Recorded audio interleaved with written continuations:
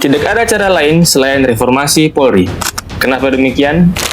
Kepala Kepolisian Republik Indonesia menolak usulan Polri berada di bawah kementerian. Pernyataan ini disampaikan Jenderal Listio Sigit Prabowo dalam rapat kerja Komisi 3 DPR RI pada 26 Januari 2026. Alasannya karena usulan itu dianggap dapat melemahkan Polri, melemahkan negara, atau melemahkan Presiden.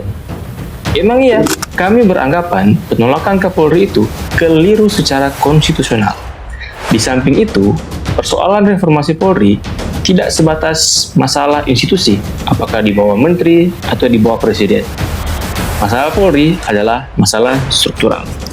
Pertama, Polri bukan organ dari tubuh ketatanegaraan kita, yaitu MPR DPR, Presiden, dan Mahkamah Agung yang dipegang oleh orang-orang sipil.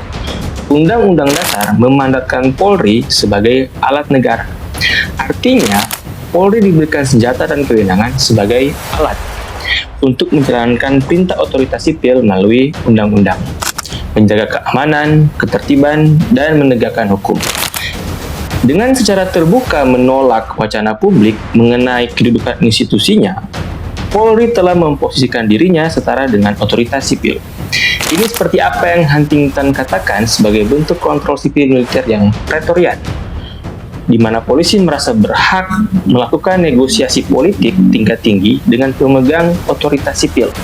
Seyogianya, Polri sebagai alat wajib melaksanakan apa yang dimandatkan otoritas sipil terhadapnya. Jika sipil ingin reformasi, maka Polri wajib direformasi.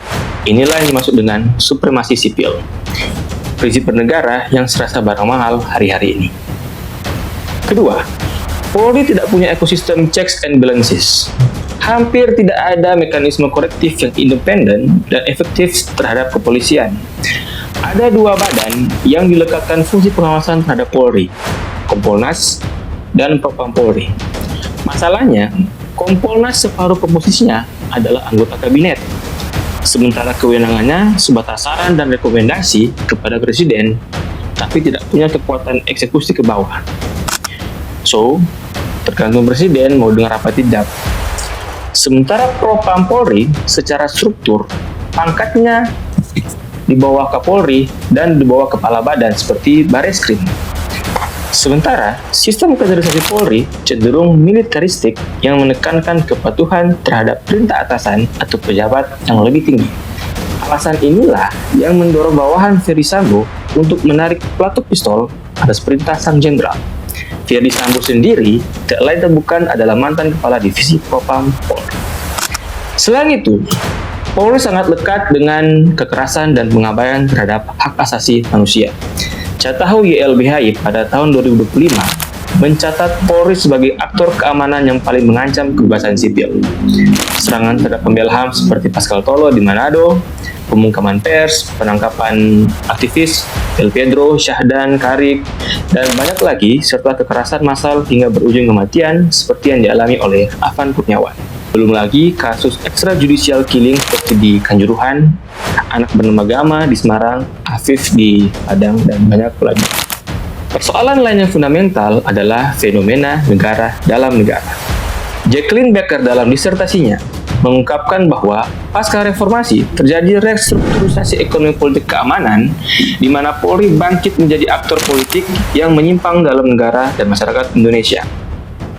Indikasinya pertama, Polri kebagian job yang sangat luas, mulai dari satuan tugas percepatan investasi zaman Jokowi, cawe-cawe politik masa pemilu 2024, perluasan 17 jabatan sipil melalui Perpol 10 tahun 2025, hingga ngurusin pangan dan MBG di zaman Prabowo.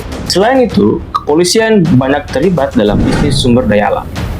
Pakar masyarakat sipil banyak menyebutkan anggota kepolisian membekengi tambang emas penyebab deforestasi hingga bencana ekologi di Sumatera. Di tambang emas Sangihe, anggota Polda Sulawesi Utara diduga masuk jajaran pengurus anak perusahaan TMS. Sementara di Minahasa Tenggara didapati anggota BRIMOB berjaga di tambang ilegal yang berujung penembakan hingga tewas seorang warga. Dari sini kita dapat melihat bahwa permasalahan Polri adalah struktural, hingga reformasi Polri harus pula struktural.